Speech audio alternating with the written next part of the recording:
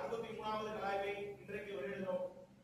தமிழகத்தில் மிகவும் முக்கியத்துவம் வாய்ந்த 2020 சட்டமன்ற தேர்தலையொட்டி 4 கட்ட ஆய்வுகள் மேற்கொள்ளப்பட்டது. அது 3 ஆய்வுகள் முன்கூட்டியே விடப்பட்டது.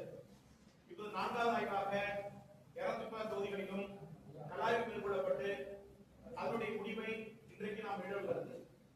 கிட்டத்தட்ட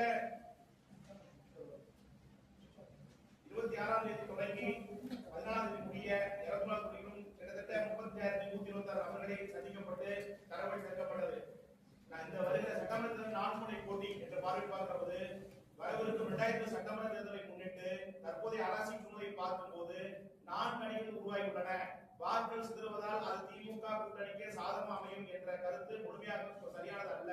திமுக, அதிமுக, தாவேக ஆகிய 3 முக்கிய அரசியல் அணிகளில் தற்போது திமுக கூட்டணி மிகவும் வலுவானதாக தோன்றுகிறது. அடுத்ததாக அதிமுக கூட்டணியும் வலுவான அணியாக பிம்பம் காட்டுகிறது. ஆனால் தாவேக வலுவிழந்த அணியாக கருதப்பட்டாலும் அது தேர்தல் முடிவில் பெரும் தாக்கத்தை ஏற்படுத்தும்.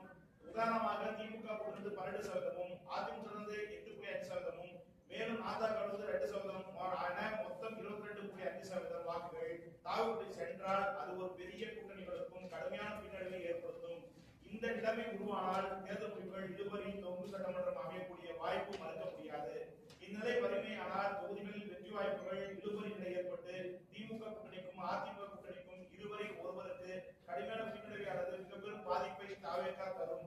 மக்கள் விரும்பும் முதல்வர் என்று பார்க்கிற போது தமிழக மக்கள் மனதை ஈர்த்த தலைவர்கள் முதல் 3 இடங்களை பிடிப்பவர்கள் யார் என்று பார்க்கிற போது முதலிடத்தில் திரு ஸ்டாலின் அவர்கள், அதற்கு இணையாக விஜய் அவர்கள், 2ஆம் இடத்தில் திரு எடப்பாடி பழனிசாமி அவர்கள், 3ஆம் இடத்தில் திரு அண்ணாமலை அவர்கள், திரு சீமான் அவர்கள் பார்க்கப்படுறாங்க. இதுல அண்ணாமலை பார்க்கிற போது மாற்றம் என்று பார்க்கிற போது அந்த மாற்றத்திற்கான வாக்களிக்கும் நபர்கள் அண்ணாமலையை மாற்றத்திற்கான தலைவர் என்று பார்க்கப்படுறதா பார்த்துக்கிறாங்க. அதுக்கு அடுத்தாக தமிழகத்தின் கூட்டணி ஆட்சியே வரும் சட்டமன்ற தேர்தலில் திமுக தலைமையிலான திமுக காங்கிரஸ் பிசிக கூட்டணி 31.53% 39.80% வாக்குகளை பெறுவதற்கு வாய்ப்பு இருக்கிறது. அதிமுக, பாஜக, பாமக கூட்டணி 27.38% 30% வாக்குகளை பெறுவதற்கு வாய்ப்பு இருக்கிறது. நாதாக கூட்டணி 5 8.82% வாக்குகள் பெறுவதற்கு வாய்ப்பு இருக்கிறது. நோட்டா 2.82, பிற 3.81. எந்த கூட்டணிக்கு எத்தனை இடம்? வருகிற சட்டமன்ற தேர்தலில் 210 சட்டமன்ற தொகுதிகளில் திமுக காங்கிரஸ் பிசிக கூட்டணி 90-138, அதாவது தாவேக ஓட்டுகள் குறைகிற பட்சத்தில் திமுக ஓட்டு அதிகமாச்சுன்னா 156 வரை திமுக பார்த்து வாய்ப்பு இருக்கு. ஆனா தற்போதைய சூழ்நிலையில 90-138 சேஃபான இடத்துல திமுக இருப்பதா பார்க்கப்படுது.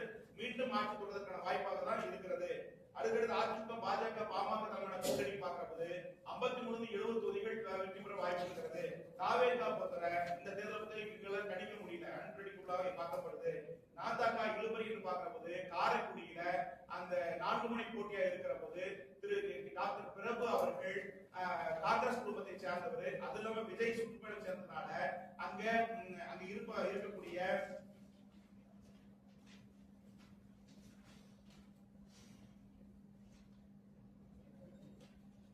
மாங்குடி காங்கிரஸை சேர்ந்தவரும், தேர்போகி பாண்டியன் அமமுக கேண்டேட் சேர்ந்தவரும், சீமன் அவர்கள் இந்த 4 பேர் போட்டியிடுவதில் விஜய் அவர்கள் சென்று வந்த பிறகு அங்கே தாவேகா வெற்றி பெறுவதற்கு வாய்ப்பு இருக்கிறது.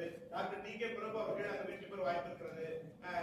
அதாவது 4 முனை போட்டியா இருந்தாலும் அந்த இடத்துல தாவேகா வெற்றி பெற்று அந்த இடத்துல டிவிக்கு சேர்ந்த டாக்டர் டி.கே. பிரபு அவர்கள் வெற்றி பெற வாய்ப்பு இருக்கிறது. அதே போல யாருக்கு வாக்கு தற்போதைய அரசியல் சூழலில் கட்சி வாரியாக கணிப்பு என்று பார்க்கும்போது திமுக 17.70%, தாவேக 16.38%, அதிமுக 16.20%, காங்கிரஸ் 4.10%, பிஜேபி 3.50%, நாதாக 6%, பாமக அனுமதி 2.76%, பிசிக 2%, சிபிஎம் சிபிஐ 1.40%, தேமுதிக 1.60%, சுயாட்சி 3.40%, பிற கட்சிகள் 10.14%, வாக்களிக்கும் போது 7.04%, திருமணப்படி 3.93%, நோட்டா 2.86% வாக்களிக்க போறாங்க. மக்களின் மனநிலை வரும் சட்டமன்ற தேர்தலில் முதல் தலைமுறை வாக்காளர்களின் ஃபர்ஸ்ட் டைம் வோட்டர்ஸ் ஆதரவை பெறுவதில் எந்த 3 கட்சிகள் முன்னிலையில் இருக்கும் என்று நீங்கள் கருதுகிறீர்கள் என்று கேள்வி கேட்கிற போது தாவேகா முதலிடத்திலும், திமுக 2ஆம் இடத்திலும், 3ஆம் இடத்திலும் நாம் தமிழ் இருக்கிறது. வரும் சட்டமன்ற தேர்தலில் 18 முதல் 30 வயதுக்குள்ளான இளைய தலைமுறை அதிகம் கவரக்கூடிய 3 தலைவர்கள், முதல் 3 தலைவர்கள் யார் என்று பார்க்கிறது திரு விஜய் அவர்கள், திரு அண்ணாமலை அவர்கள், திரு சீமான் அவர்களை பார்க்கப்படுறாங்க. விஜய் தாவேகா பார்க்கும்போது திமுக முதலிடத்திலும், 2வது அதிமுக, 3வது டிசிக, 4வது பாஜக, பாமக, 5வது நாசக பிடிக்கிறது. வேண்டுமென்றே தேர்தலை முன்வைத்த கணிப்புகளுக்கு மாறாக தேர்தல் பின்பத்தில் மக்களை மையப்படுத்திய நேர்மையான, நடுநிலையான, நம்பகமான, வெளிப்படையான, துணிச்சலான கலாய்வுகளாக இதுவரை தொடர்ந்து கலாய்வுகள் மேற்கொள்ளப்பட்டிருக்கோம். இந்த தேர்தல் சம்பந்த கேள்விகளை நீங்க கேட்கலாம். இந்த சர்வே எந்த அடிப்படையில் எடுக்கப்பட்டது? ஏற்கனவே ஒரு சர்வே பண்ணிட்டீங்க, திருப்பி இன்னொரு சர்வே இந்த ஷார்ட் கிட்டத்தட்ட 3 ஆய்வுகள் மேற்கொள்ளப்பட்டிருக்கு. இந்த எலெக்ஷன் பொறுத்த நம்ம இதுவரை கிட்டத்தட்ட 22 ஆண்டுகள்ல மிக சவாலான தேர்தலா இருக்கு. 5,73,00,000 பேர்ல கிட்டத்தட்ட 40% வாக்குகள் இந்த தேர்தல் தான் வருகிறது. புதுமையா இளைஞர்கள், இளம்பெண்கள் வாக்குகள் இப்பதான் வராங்க. அது மட்டும் இல்லாம தமிழகத்தில் தற்போதைய சட்டமன்றத்துல புதுவரவாக தாவே இருக்கிறது. இந்த கட்சிக்கு யாருடைய வாக்குகள் போகிறது அப்படின்றது பெரும் சவாலா இருக்குது. அது இல்லாம குறிப்பா இளைஞருடைய ஓட்டுகள் பெரும்பான்மையா இருக்குது. அது இல்லாம எல்லா கட்சியுடைய கோர் போட்டு குறையப்பட்டிருக்கிறது. தேர்தல் பிரச்சாரங்கள், தலைவருடைய பிரச்சாரங்கள் பெருசா ஈடுபடல. தேர்தல் அறிக்கையும் இந்த தேர்தல் ஈடுபடல. ஒரு விஸ்தரமான தேர்தல் இருக்கிறபோது இந்த ஆய்வு எடுக்கப்பட்ட 4ஆவது எடுக்கப்பட்ட கூட சற்றும் இப்போது கூட எங்களுக்கு தாவேகாவுடைய சீட்டு கணிப்பதில் மிகப்பெரிய சவாலா இருப்பதை நான் பார்க்கப்படுறேன். ஒரு அடுத்த எக்ஸிட் போல தான் முழுமை கிடைக்க முடியும். தற்போது சூழ்நிலை ஆய்வு செய்யப்பட்டதுல 210 தொகுதியில திமுகவுக்கு 90 138, தாவேகாவுக்கு கண்ட்ரோல் பண்ணாங்கன்னா 150, இதுக்கு மேல வர 5 நாட்கள் கண்ட்ரோல் பண்ணாங்கன்னா நிச்சயமா 156 திமுக பிடிச்சி ஆட்சி தக்க வைக்கணும் வாய்ப்பு இருக்குதான் பார்க்கப்படுறேன். கடந்த முறை ஒரு கருத்து கொடுத்தீங்க, ஒரு 3 மாசம் முன்னாடி. அதுக்கு என்ன வெயிட்டிங் இல்ல இந்த சீட்டு ஓட்டுகள் எப்படி வருது இப்ப பாத்தீங்கன்னா கோர் ஓட்டு தாவேகா 19 குறைஞ்சிருக்கு. அதுல டிரான்ஸ்ஃபர் தான் ஆகும். இப்ப புரியுதுல, டிரான்ஸ்ஃபர் அதாவது பெண்கள், இளைஞர்கள், அதாவது இந்த ஜென்சி ஓட்டு மட்டுமல்ல, ஜென்சி ஓட்டுக்கு அப்பாற்பட்ட 50 வயசு 60 வயசு, உண்மையா சொல்ல போனா ஒரு வார்த்தை சொல்ல மனுஷனும் ஒரு பேய் கூட்டமா இருக்கு. இது ஒரு தமிழ்நாட்டுல 26 வருஷம் இப்படி ஒரு கூட்டத்தை நான் பார்க்கல. ஒரு விசிதமான வாக்களிக்கூடிய எல்லாமே தாவேகா வந்துதான் இருந்தது. இந்த எலெக்ஷன் தாவேகா மிகப்பெரிய சக்தியாக ஒரு பிரதான பெருங்கட்சியாக வருவதற்கு வாய்ப்பு இருக்கிறது.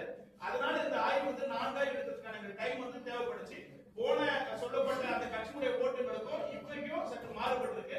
அதே மாதிரி கூட்டணி சதவீதங்கள் பார்க்கிற போது இந்த தேர்தலை பொறுத்தவரை 37% கூட தான் வெற்றி வாய்ப்புகள் இருக்குன்னு கணிக்கப்படுது. மும்முனை போட்டி நிறைய இடத்துல இருக்கிறது. குறிப்பா அரவாணி தொகுதியில பாத்தீங்கன்னா பாஜக, காங்கிரஸ் போட்டிட்டு அந்த இடத்துல பாத்தீங்கன்னா முகமது பர்வேஸ் சொல்லி ஒரு நபர் டிவிக்கு இருக்காங்க. 40,000 ஓட்டு இஸ்லாமிய ஓட்டு, தலித் மக்கள் ஓட்டு 30,000 ஓட்டு இருக்கு. அந்த இடத்துல தாவேகா வெற்றி வாய்ப்பு இருக்கு. அதே வடமண்டலத்துக்கு உட்பட்ட பகுதியில 11 தொகுதிகள தாவேகா 10 இடத்துல முன்னிலை இருக்கு.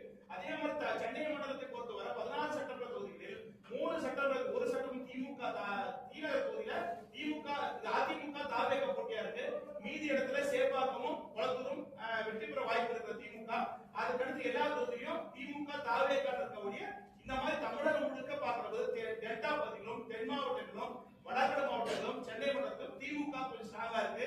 ஏடிஎம்கே வடகிழக்கு மாவட்டங்களிலும், கிருஷ்ணகிரி, தருமபுரி, சேலம், நாமக்கல் ஒட்டிய கோயம்புத்தூர், நீலகிரியில பாத்தீங்கன்னா குன்னூர், திமுக தோல்வி வாய்ப்பு இருக்கிறது.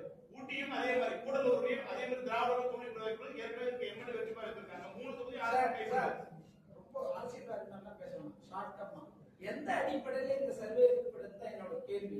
அதாவது ஒரு பிரைவேட்டுக்கு ஆரம்பத்தை கொடுத்து ஊதுகாப்பில் எடுத்தீங்களா, இல்ல ஒரு 5 பேர் எடுத்தீங்களா, இது சொல்லி முடிச்சிடறேன், கேள்வி முடிச்சேன். இல்ல போன்ல மட்டும் கேட்டீங்களா, இல்ல வாட்ஸ்அப்ல கேட்டீங்களா, எந்த அடிப்படையில இந்த சர்வே எடுக்கப்பட்டது? அவ்வளவுதான். அதாவது அரசியல்வாதி நல்லா பேசணும், சுருக்கமா. நிறைய பேர் சாப்பிடாமலே வந்துருக்காங்க, சுருக்கமா சொன்னாங்க. அதாவது கிட்டத்தட்ட 4வது ஆய்வு கிட்டத்தட்ட 35,126 நபர்களை சந்திக்கப்பட்ட தரவுகள். அது மட்டும் இல்லாம மாவட்ட வாரியா அது மட்டும் இல்லாம ஒரு ஸ்ட்ராட்டஜி கம்பெனி நிறுவனமா இருப்பதனால பழைய கரண்ட் டேட்டா, ஹிஸ்டாரிக் டேட்டா மற்றும் சாஃப்ட்வேர் எல்லாமே பயன்படுத்தப்பட்டிருந்த போது கூட சவாலான தேர்தலா இருக்கு. நான் பார்க்கிறேன். என்னுடைய 26 ஆண்டு அனுபவத்துல மிக சவாலான தேர்தலா இது இருக்கும் நான் எதிர்பார்க்கிறேன். இல்ல என்னோட